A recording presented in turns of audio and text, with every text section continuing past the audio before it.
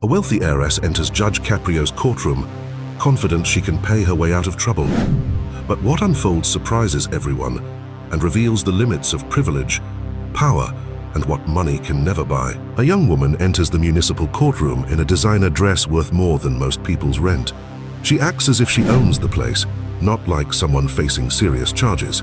She was caught speeding through a school zone, 45 miles per hour, over the limit.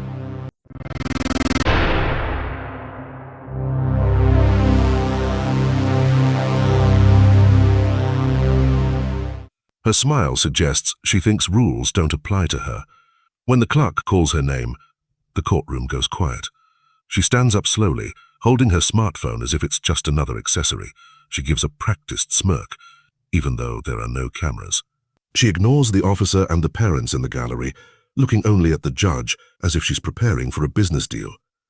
Judge Caprio removes his glasses, deliberate. Decades of hearing excuses, witnessing genuine emergencies, and sorting through human drama have shaped his gaze into something both patient and precise. Miss Jessica Wallace, he states evenly, you stand accused of traveling 45 miles per hour above the posted speed limit through an active school zone. Jessica shrugs one shoulder casually. Right, so can we streamline this process and keep it efficient? Efficient, the judge echoes thoughtfully. Her smile broadens by exactly one tooth. You name your figure, I'll take care of the rest. The room falls completely silent. Someone in the second row stops writing. The judge pauses, his pencil still above his notepad. There is no anger, just a quiet tension between them. Miss Wallace, Caprio says carefully, are you attempting to purchase the resolution of your case? A light laugh escapes her lips. Come on, Your Honor, figure of speech. English happens to be my native language, the judge responds. I understood you perfectly. Several heads turn throughout the courtroom. Someone coughs nervously in the back. Jessica glances around, genuinely surprised that her charm isn't working its usual magic here. She leans closer to the podium, as if physical proximity might sweeten her proposition. Look, she continues, nobody got hurt. Let's not turn this into some dramatic tragedy. Caprio taps the file once with his fingertip. 2 children lost their lives on that same street last year. Those aren't just statistics on paper to me. Jessica's lips maintain their smile, but her eyes flicker with annoyance rather than shame. With all due respect, I wasn't responsible for those particular headlines. And with respect, the judge answers more softly. Luck doesn't qualify as a legal defense. The judge's words hang in the air. Outside, a siren fades. The officer looks down at his cap, and a grandmother in the back row holds her purse a little tighter. The room feels still. Jessica exhales through her nose, a calculated sound she uses during business negotiations. Your Honor, my time carries significant value. So does a neighborhood's safety, Caprio responds. So does a crossing guard's life. The room is quiet again. The judge closes the folder and rests his hands on it. Miss Wallace, you seem to think the legal system works like a vending machine. Pay money and get what you want. In this court, the payment is truth, accountability, and responsibility. The smirk begins to fade. For the first time, Jessica's grip tightens on her phone. This is getting unnecessarily theatrical, she mutters. No, the judge says, almost gently. This is about perspective. You believe your wealth can measure everything. Today, you'll learn how insignificant it becomes when placed beside a functioning conscience. A murmur ripples through the gallery before falling flat. Caprio rotates the file, so its tab faces him like a hinge, but doesn't open it. Instead, he looks directly at the young woman, not through her. Answer one question for me, he says. If a child had stepped into that crosswalk, what exactly would your money have purchased back? Jessica's mouth opens, but no words emerge. That, Caprio says quietly, explains why we're not negotiating. He sets his pencil down carefully. We'll continue, but not according to your expectations. A chair creaks in the room. The officer looks up. A mother turns her wedding ring. The mood in the courtroom has changed. Jessica Wallace doesn't know it yet, but what happens next will change how people see her. This time, her reputation will come from facing real challenges, not from her family's name, and the judge, who has witnessed everything imaginable, prepares to ask the one question that money never answers. The following morning brings a quieter courtroom. Jessica sits alone this time. No phone in her hand, no confident smile, just restless finger tapping against the wooden table. Judge Caprio observes her briefly before beginning. Miss Wallace, yesterday you made an interesting claim. You stated that your time held significant value. Let's explore that concept. Where exactly did you learn to measure the worth of things? Jessica lifts her eyes, faint irritation cutting through her fatigue. Probably the same place everyone else does. My father. Yes, the judge replies gently. Henry Wallace, a man whose name opens more doors than most people ever get to approach. Jessica gives a short, bitter laugh. You could definitely say that. Caprio leans back slightly. Tell me, what does your father do when his daughter breaks the law? Jessica smirks faintly. He makes a phone call, sends someone, fixes everything. That's his version of parenting. The judge nods slowly. And what's your version? Pretending that makes you powerful. Jessica stiffens. Look, you don't know him. You have no idea what it's like growing up under a man who never loses at anything. You either become exactly like him or get crushed trying not to. Caprio tilts his head, the faintest glimmer of empathy appearing behind his glasses. And which one are you, Jessica? The silence stretches uncomfortably. Jessica sighs, rubbing her temples. I'm the part he doesn't advertise. The public relations nightmare. The reason he's on conference calls at Midney's tea, making sure my name never reaches the newspapers. Caprio speaks, more gently now. So your father purchases silence, and you've confused that with protection. Jessica gives a quick, dry laugh. He calls it love. The judge doesn't respond immediately. He flips through the file again. 3 previous incidents, 2 settlements, 1 sealed record. He's taught you to mistake money for consequences. That's not love, Miss Wallace. That's abandonment wrapped in expensive packaging.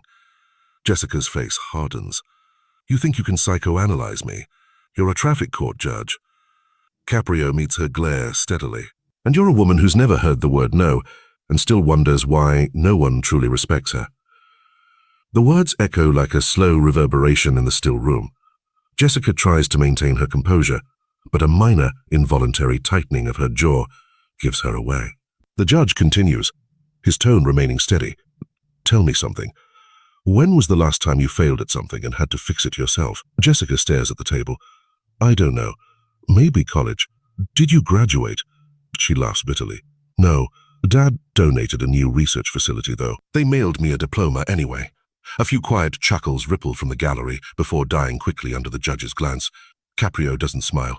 That piece of paper cost your father millions, but the lesson it stole from you was priceless. Jessica's voice drops. You talk like you despise people with money. I don't despise wealth, Caprio says. I despise when it builds walls so high that a person can't even see their own reflection anymore. The courtroom falls silent again. The judge closes the folder and rests his hands on it. You were raised to believe you could purchase your way out of anything, he says quietly. But there are currencies your father never taught you to value. Respect, accountability, the look in someone's eyes when you've genuinely earned forgiveness. Jessica looks away, jaw tight. You don't understand. When you grow up like me, you don't have real choices. Everything's already written. Caprio's voice softens, but carries an unexpected weight. Then write something new, because as of this moment, your father isn't in control here. You are. Jessica looks up, caught off guard. Ah. For the first time, there's no trace of arrogance. Just confusion. What do you want from me? She asks. The judge's eyes meet hers with complete honesty. For once in your life, stop performing and tell the truth. Jessica's reply comes out quieter than she intended. The truth is, I don't even know who I am without his money. Caprio nods, his voice lowering to almost a whisper. Then that's where we'll begin. The gavel doesn't strike. The hearing isn't finished, but something in Jessica's armor has cracked. And though she doesn't yet realize it, the woman who entered that courtroom to display her power has just encountered the one person willing to show her what it truly means to have none. The courtroom fills again the next day. Reporters had caught fragments of the previous session, but Judge Caprio refused all cameras. This isn't entertainment, he told them firmly. It's reckoning. Jessica sits rigidly, hands clasped, eyes fixed on the table. The swagger that once surrounded her like armor has vanished. She looks smaller, like someone trying to remember who she was before the applause. The judge clears his throat. At 12 we proceed. There's someone who requested to be present today. Jessica looks up, confused. The back door's open. A woman in her 40s steps forward, holding a thin folder and the trembling hand of a teenage girl beside her. Caprio's tone softens. This is Mrs. Clark and her daughter Anna. Do you recognize them? Jessica's voice falters. No, I don't think so. You should, the judge says. 2 years ago, you struck their car and left the scene. Your father arranged a settlement. No charges were filed. A murmur ripples through the room. Jessica blinks rapidly, her throat tightening. That was handled. It wasn't serious. Mrs. Clark's voice cuts through the air, sharp and brittle. Handled. My husband died on the way to the hospital. You were the last person to see him alive, and you never looked back. The words land like a physical blow. Jessica's eyes widen, disbelief mixing with sudden horror. No, that's not possible. I was told he recovered. He didn't, she says quietly. But I suppose no one paid you to remember that part. The judge leans forward, his voice steady but cold. Miss Wallace, the truth doesn't disappear because someone writes a check. You fled a scene where a man was dying, and your father's money erased the evidence, but not the grief. Jessica's face drains of all color. Her hands tremble, knuckles whitening against the wood. I didn't even know. You didn't want to know, Caprio interrupts. That's the privilege of wealth. Ignorance disguised as innocence. Silence consumes the room. Even the hum of the fluorescent lights feels amplified. Mrs. Clark places a small photograph on the judge's bench. He was a teacher, she says softly. 32 years in the same school. He used to tell his students that real courage means stopping when it's hardest. I guess you kept driving. Jessica's jaw quivers. For the first time, she cannot meet anyone's eyes. I can't fix it, she whispers. No, Caprio says, but you can face it. The teenage girl steps forward, her voice barely audible. I used to think all rich people were bad. Then Mom told me maybe some just forgot how to be good. She looks at Jessica. Did you forget? Jessica swallows hard, tears finally edging her voice. I think I never learned. The judge lets the silence linger. Mrs. Clark, I cannot change what happened, but today your words accomplished what no settlement ever could. They brought the truth into daylight. She nods, eyes red. That's all I wanted. Jessica puts her face in her hands. This time, nothing can protect her from what she feels. Real, honest shame. Caprio's voice cuts through again, quiet but unrelenting. Miss Wallace, this court doesn't exist to punish your past. It exists to confront your present. You can either keep running from it, or you can start walking toward what remains of your conscience. Jessica lifts her head slowly. I don't know if I can. That's not weakness, the judge says. That's the first honest thing you've said since you walked in here. A long pause, then softly. I'll continue this hearing tomorrow, Caprio says. But understand this, the money may have bought you silence before. It won't buy you tomorrow. When the judge strikes the gavel, it doesn't just signal authority. For Jessica, it feels like the truth is finally out, and she can't escape the reality of being seen for who she is. The next morning, the courtroom atmosphere had shifted completely. The press gathered outside, but inside, Judge Caprio ordered the blinds drawn. He didn't want camera flashes. He wanted the truth. Jessica sits at the same table, but she looks different. Her arrogance is gone. Now she seems quieter, maybe afraid, or maybe starting to understand. The judge enters without ceremony and begins. Miss Wallace, yesterday you met the consequences of your father's money being buried. Today, I want to understand the woman beneath that famous last name. Tell me, what did you do after the crash? Jessica hesitates, fingers tracing the wood grain of the desk. I drove for hours. I couldn't breathe. I told myself it was just panic, that I'd call the police in the morning, but I didn't. My father already knew. His lawyer was waiting when I got home. Caprio nods. And what did your father say? He said, we'll take care of it. That was everything. Not are you okay? Not was anyone hurt. Just that. He made some calls and told me to stay quiet. By morning, it was gone. No headlines, no charges. The judge studies her, eyes calm but heavy. So you learned the most dangerous lesson a person can learn, that silence can erase guilt. Jessica's voice breaks slightly. I thought it could, but it never did. I still see headlights in the dark sometimes. Caprio leans forward. Then maybe your conscience isn't dead, just buried under too many checks. A ripple of uneasy laughter moves through the courtroom. But the judge doesn't smile. The door at the back opens. A tall man in a navy suit enters, flanked by two lawyers. Henry Wallace himself. The air changes. His confidence fills the room, like a distinct scent. "Your Honor," he says smoothly, "this has gone far enough. My daughter has endured enough humiliation." The judge's voice remains calm, almost gentle. "Humiliation is a teacher, Mr. Wallace. One thing your daughter's education seems to have missed." Henry smirks. "You think you can lecture me on education? I build universities. And yet," Caprio says, "you failed the one student who mattered." The courtroom goes completely still. Henry's smile fades. "I came here to end this circus," Henry says sharply. "You want money? Fine. Name your price." "Oh." Caprio straightens, his voice cutting through the air. "There is no price for decency." He turns to the bailiff. "Remove that envelope from my bench." Henry bristles.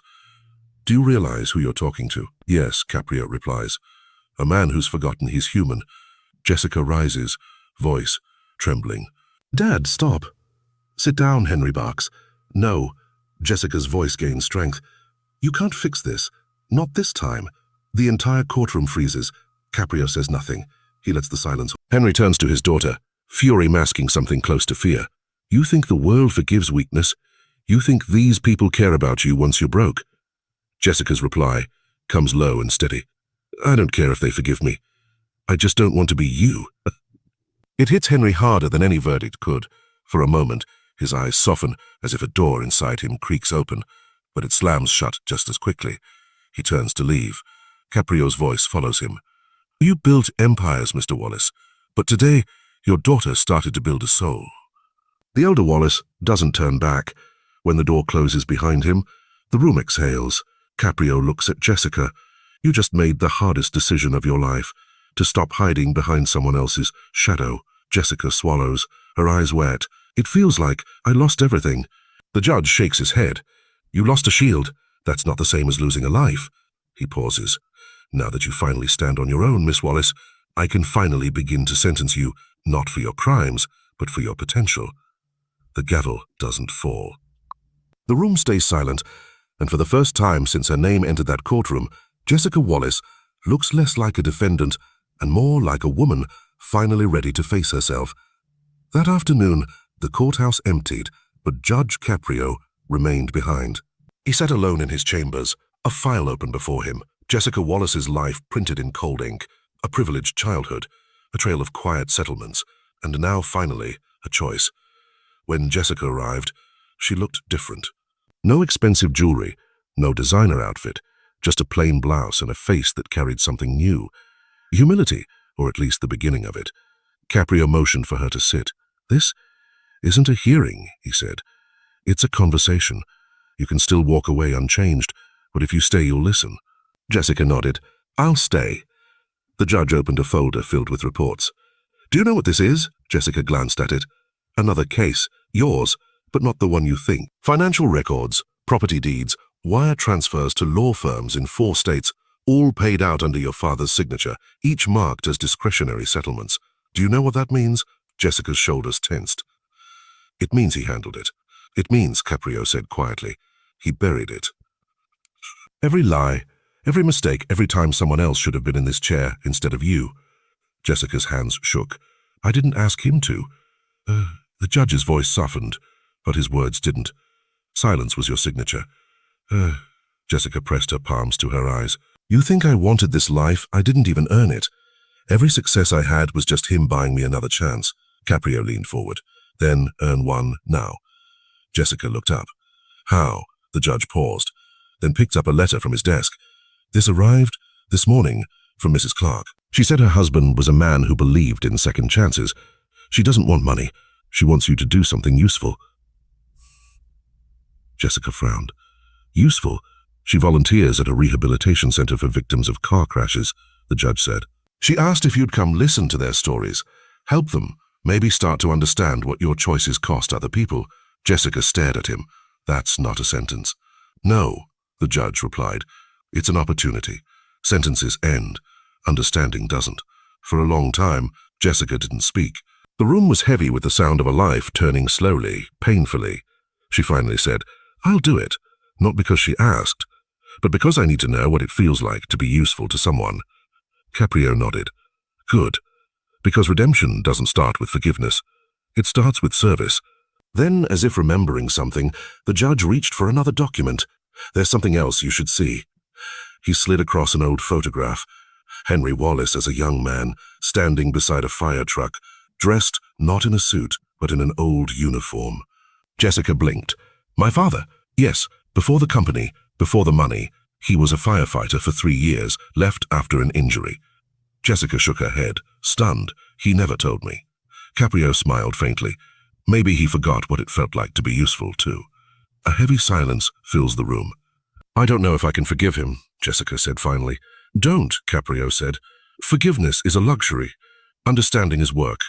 Start there. Jessica rose slowly, her movements unsure but deliberate. When do I go? Tomorrow morning. I'll go with you.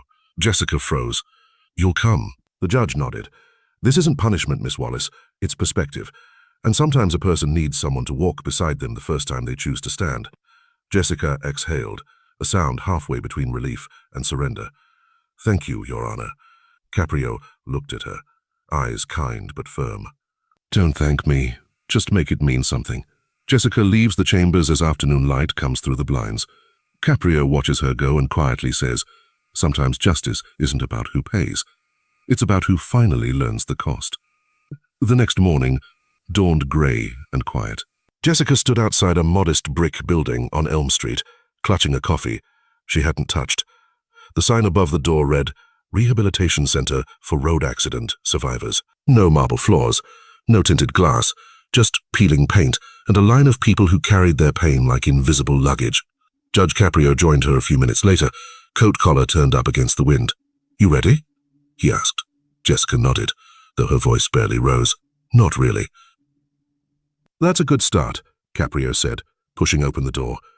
The right things rarely begin with confidence. Inside, the scent of antiseptic mixed with the hum of quiet voices. Volunteers moved between patients in wheelchairs and those practicing their first steps with metal braces. A woman waved them over. It was Mrs. Clark. She looked tired but lighter, her grief softened by time. Thank you for coming, she said gently. I didn't think you actually would. Jessica swallowed. I didn't think I could. She gestured toward a young man at a table, sketching with his left hand while the right remained bound in a sling. That's Ethan. He's 23. He used to race cars before his accident. He's learning to draw now. Says it helps him forget what he lost. Jessica walked over slowly. Hey, she said awkwardly. You're really good. Ethan looked up, eyes sharp but kind. Thanks. You volunteering or serving time? Jessica hesitated, then answered honestly. Both. Ethan smirked. Fair enough. He pointed to the scar across his leg. Some people lose control of a car. I lost control of my life for a while. Doesn't mean it's over, though. Those words hit deeper than any reprimand ever could. Jessica nodded silently, watching the young man's steady movements. Every stroke deliberate, every imperfection accepted. Hours passed.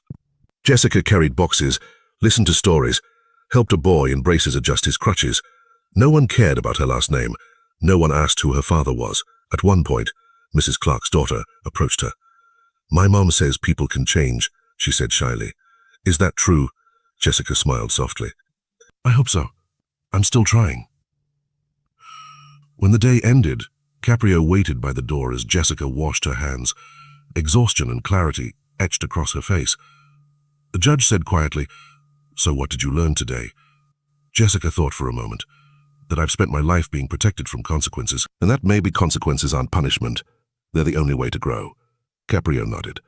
You've just learned the difference between reputation and character. Jessica exhaled. It feels heavy. Good, said the judge. It should. Weight reminds you what matters. As they stepped outside, the sun finally broke through the clouds. Across the street, a group of volunteers laughed, waving goodbye. Jessica turned to Miss Clark, who stood at the doorway. She raised a hand in quiet acknowledgement. No bitterness, no vengeance, just peace. Jessica looked at the judge. What happens now? Caprio smiled faintly. Now you keep showing up. Not for me, not for her. For yourself. Service isn't a sentence, Miss Wallace. It's the beginning of a life that finally belongs to you. Jessica looks out at the street. Buses pass by, kids cross with backpacks, and the city moves on without knowing her name. For the first time, being unknown feels like freedom. She extended her hand.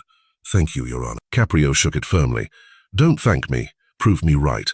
Jessica nods, puts her hands in her pockets, and walks down the sidewalk, blending into the crowd. There are no cameras or headlines, just the sound of her own steady footsteps. That night, a local news station aired a brief story. Former heiress Jessica Wallace begins community service at rehabilitation center. The clip was short, almost forgettable. But online, one line from Judge Caprio's earlier hearing resurfaced beneath it, shared thousands of times. "Justice isn't about who can pay the price. It's about who learns why it was owed." For once, Jessica doesn't check the comments. She doesn't need applause. She has finally found a quiet peace.